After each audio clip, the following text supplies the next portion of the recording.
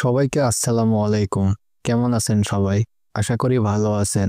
আবার আপনাদের জন্য নিয়ে এসেছি the last of us season 2 এর চতুর্থ এপিসোড ডে 1।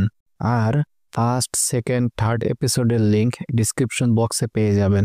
চতুর্থ এপিসোড শুরু হয় একটি ফ্ল্যাশব্যাক দৃশ্য দিয়ে। ফেডারাল সোলজার দিয়ে ভর্তি একটি আর্মি ট্রাক সিয়াটলে টহল দিচ্ছিল। ভিতরে জেনওয়ার্ডস নামের এক সোলজার তার সাথীদের সার্জেন্ট গ্রিনবার্গের ফানি গল্প বলছিল। জেনওয়ার্ডসের কথা শুনে এটা স্পষ্ট বোঝা যাচ্ছিল ফেডার প্রায় সব সদস্যই এক নম্বরের ফ্যাসিস্ট মনোভাবের। তখন ওই নতুন যোগ দেওয়া সোলজার বার্টন জেনওয়ার্ডসকে জিজ্ঞাসা করে, এরা সাধারণ সিটিজেনদের বর্ডার্স বলে ডাকে কেন?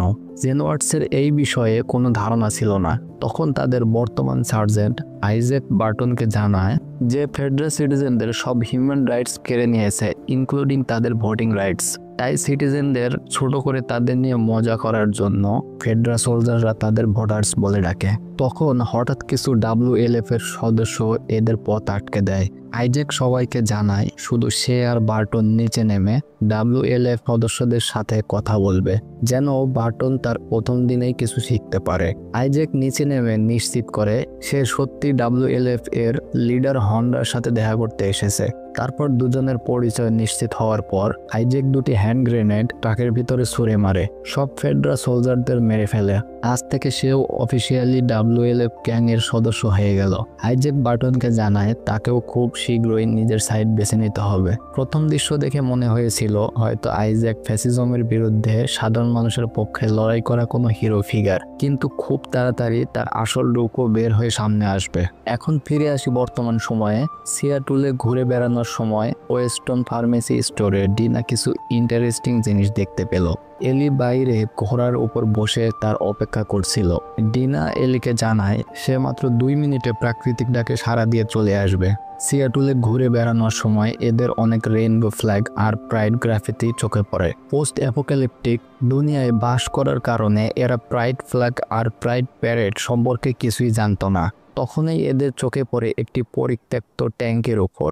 ট্যাঙ্কটি পরীক্ষা করার সময় এলি তার দরজা ফেলে জোরে শব্দ করে, কিন্তু ভাগ্যক্রমে এই এলাকায় কোনো ইনফেক্টেড ছিল না। এলি দেখে ট্যাঙ্কের ভিতরে 3জন সোলজারের পড়ে যাওয়া লাশ পড়ে আছে, একদম অ্যাপোলো 1 মিশনের মতো। সেই ব্যর্থ মিশন যেখানে 3জন অ্যাস্ট্রোনট স্পেসে যাওয়ার আগেই আগুনে পুড়ে ছাই হয়ে গিয়েছিল। এই দৃশ্যটা মূলত ইঙ্গিত দেয় এলির স্পেস আর অ্যাস্ট্রোনটের প্রতি প্রচুর আগ্রহ আছে। ডিনা দেখে দূরে একটা টিভি স্টেশনের টাওয়ারে WLF এর চিহ্ন আঁকা আছে। সম্ভবত ওরা যা ভাবছিল তার থেকে অনেক বড় ছিল WLF এর গ্যাং। ডিনা এলিকে বোঝায় ভালো হবে যদি তারা রাতে পায়ে হেঁটে সেই জায়গায় এক্সপ্লোর করে।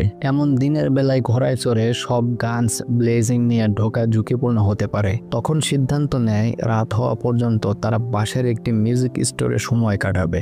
স্টোরটি এক্সপ্লোর করার সময় এলি একটি একেবারে নতুন অবস্থার অ্যাকোস্টিক গিটার পায়। এলি সঙ্গে সঙ্গে গিটার নিয়ে টেক অন মি গান গাইতে শুরু করে। এলিকে গাইতে দেখে ডিনা ইমোশনাল হয়ে পড়ে, চোখে পানি চলে আসে। অন্যদিকে আইজ্যাক একটি কমার্শিয়াল কিচেনে প্রিমিয়ার কুকওয়্যারে মনোযোগ দিচ্ছিল, আর সেই সময় সে মালকম নামের এক সারাফাইটকে টর্চার করছিল। আইজ্যাক অনেক টর্চার করার পরেও এই লোকটার মুখ খুলতে পারছিল না।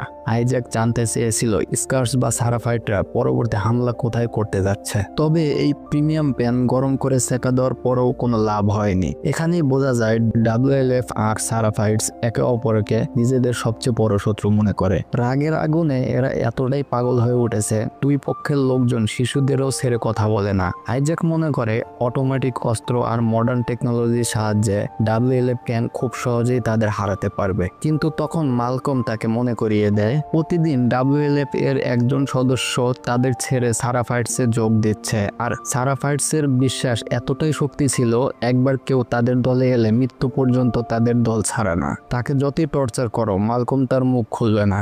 এটা শুনেই আইজ্যাক রেগে গিয়ে তাকে মেরে ফেলে। বার্টন বাইরে দাঁড়িয়ে সব কথাই শুনছিল। বার্টন এখন আইজ্যাকের মতোই একজন কোল্ড ব্লাডেড স্কার কিলার হয়ে গেছে, অর্থাৎ বাকি সবার মতোই আইজ্যাকও একজন স্বার্থপর মানুষ বেরিয়ে এলো।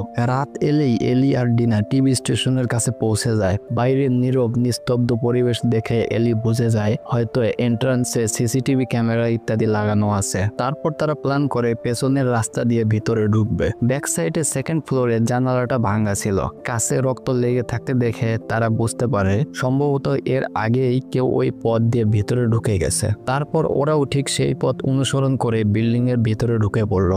যদি এখানে কোনো জীবিত WLF এর সদস্য দেখা যায় তাহলে ওরা সরাসরি তাকে মেরে ফেলবে। সে এবির গ্যাংয়ের সদস্য হোক বা না হোক কোনো ফারাক পড়ে না। ভিতরে ঢুকতেই তারা দেখে হতবাক হয়ে যায়, কেউ WLF সদস্যদের নিষ্ঠুরভাবে হত্যা করে তাদের লাশগুলো সিলিং থেকে ঝুলিয়ে রেখেছে। দেওয়ালে লেখা সেই বার্তা আর চিহ্ন দেখে এলি বুঝে গেল এটা সেই একই দলের কাজ যাদের লাশ ওরা জঙ্গলে পেয়েছিল। এটা দেখে দিনার আবার বমি চলে আসে। এই সিয়াটলে আসলে কি চলছে? দুই দলই যেন একে অপরকে সবচেয়ে ভয়ঙ্কর মৃত্যু দেওয়ার এক দানবীয় প্রতিযোগিতায় নেমেছে। দিনা এক WLF সৈনিকের লাশ থেকে একটি ওয়াকিটকি নিয়ে নিল। ঠিক তখনই আরো কিছু সৈনিক বিল্ডিং এ ঢুকে পড়ল।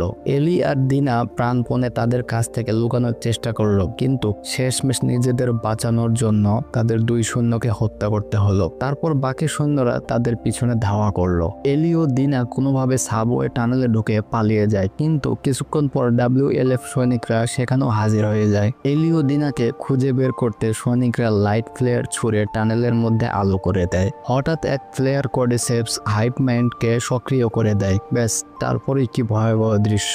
এক বিশাল ইনফেক্টেড বাহিনী দৌড়ে টানেলে ঢুকে পড়ে। ইনফেক্টেডদের হাত থেকে বাঁচতে পালানোর সময় এলি একটি এক্সিট দরজা খুলে পায়, কিন্তু ঠিক বাইরে বেরিয়ে যাওয়ার মুহূর্তেই এক রানার দিনাকে কামড়ানোর চেষ্টা করে। এলি সঙ্গে সঙ্গে নিজের হাত এগিয়ে দিয়ে দিনাকে বাঁচিয়ে ফেলে, তবে ওই ইনফেক্টেডটা এলির হাতেই কামড় দেয়। বাইরে এসে এলি দিনাকে নিয়ে কাছাকাছি একটি থিয়েটারে গিয়ে লুকিয়ে পড়ে। ভিতরে ঢুকেই এলি তার উপর বন্দুক তাক করে ধরে, কারণ দিনা তখনও জানতো না যে এলি ইমিউন।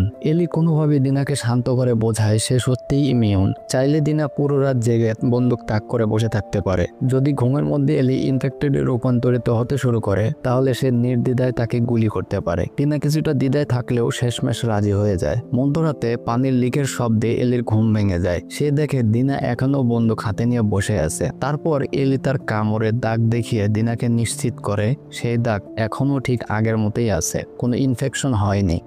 এটা শুনে দিনা ভেঙে পড়ে আর কাঁদতে কাঁদতে জানায় সে প্রেগন্যান্ট। প্রেগন্যান্সি কথা বলতে দুজনের মধ্যে অদ্ভুত এক মিশ্র অনুভূতি জন্ম নেয়। কেউই বুঝে উঠতে পারছিল না কে কিভাবে প্রতিক্রিয়া জানাবে, কিন্তু আসলে এই ধরনের আবেগ অনুভূতিগুলোই হয়তো সবচেয়ে কঠিন সময়ে মানুষকে মানসিকভাবে স্থির থাকতে সাহায্য করে।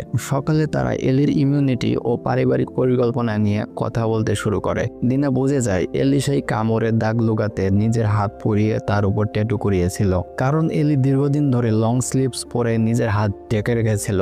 দিনা ছোটবেলা থেকেই জানতো সে বাইসেক্সুয়াল, কিন্তু মায়ের চাপের কারণে সে শুধু ছেলেদেরই ডেট করত। যেমন এক ছেলেকে ডেট করার সময় দিনা বুঝে যায় সে তার জন্য পারফেক্ট নয়, এলি তার জন্য পারফেক্ট। দিনা তখন চায় তার পুরো জীবন এলির সঙ্গে কাটাতে, তাই এলিকে হারানোর ভয়ে সে প্রেগন্যান্সির কথা জানিয়ে দেয়। ফার্মেসিতে দিনা প্রেগন্যান্সি টেস্টার পেয়েছিল। সে 4-5 বার পরীক্ষা করে নিশ্চিত হয় সে সত্যিই প্রেগন্যান্ট। এলি এটা ভেবে প্যানিক করতে শুরু করে, এখন যেন নিজেও বাবা হতে চলেছে। অর্থাৎ এলি, দিনা আর জেসি তিনজনই এই শিশুর প্যারেন্ট হবে। টেকনিক্যালি সেই বাচ্চার 2জন মা আর 2জন বাবা থাকবে। হঠাৎ তারা ওয়াকিটকিতে নুরার নাম শুনতে পায়। এখন লেক হিলে আছে। দুজনের সঙ্গে সঙ্গে বোঝে যায় যদি নুরা লেক হিলে থাকে তাহলে এবিকেও সেখানেই পাওয়া যাবে। তারা ছাদে গিয়ে দেখে লেক হিল এলাকায় মারাত্মক যুদ্ধ হচ্ছে, অর্থাৎ ওই এলাকায় প্রবেশ করাটা মোটেও সহজ হবে না। এলি দিনাকে জানায় বর্তমান পরিস্থিতি বিচার করে তার পক্ষে এখানেই থেকে যাওয়া ভালো হবে, কিন্তু দিনা এলি হাত ধরে জানায় যাই হোক না কেন সে প্রতিটি যুদ্ধে এলির পাশে থাকবে। আর এখানেই শেষ হয় এপিসোড 4। গেমের কথা বললে এই এপিসোডের সবচেয়ে বড় পরিবর্তন ছিল দিনার প্রেগন্যান্সি রিভিল। গেমে স্পোর্টস এরিয়ার মধ্যে দিয়ে যাওয়ার সময় এলির মাস্ক ভেঙে যায়, আর তখনই এলি দিনাকে জানায় সে ইমিউন। কিন্তু সিরিজে এখন পর্যন্ত ভাইরাসটি এয়ারবোর্ন নয়, তাই স্পোর্টসের পরিচয় ঘটেনি। স্পোর্টস বলতে কিছু ইনফেক্টেড দেহ থেকে নির্গত ভাইরাস পার্টিকলস বোঝানো হয়। তবে এপিসোড 5 এর ট্রেলার দেখে মনে হচ্ছে খুব শীঘ্রই সিরিজেও এই স্পোর্টস আনা হবে। যদি বাকি কথা বলি তাহলে এখন পর্যন্ত এই সিরিজ গেমের মূল গল্পই অনুসরণ করছে, শুধু কয়েকটি ক্যারেক্টারের আর্কে পরিবর্তন আনা হয়েছে। আজকের জন্য এতটুকুই। যদি ভিডিওটি আপনাদের ভালো লেগে থাকে তাহলে অবশ্যই লাইক, শেয়ার আর সাবস্ক্রাইব করুন আরও এমন ভিডিওর জন্য। এই সিরিজের পূর্বের এপিসোড এক্সপ্লেনেশন ভিডিও লিংক পেয়ে যাবেন ডেসক্রিপশন বক্সে। ভিডিওটি দেখার জন্য আপনাদের অনেক ধন্যবাদ। আবার দেখা হবে আমার পরবর্তী ভিডিওতে। ততক্ষণ পর্যন্ত ভালো থাকবেন, সুস্থ থাকবেন।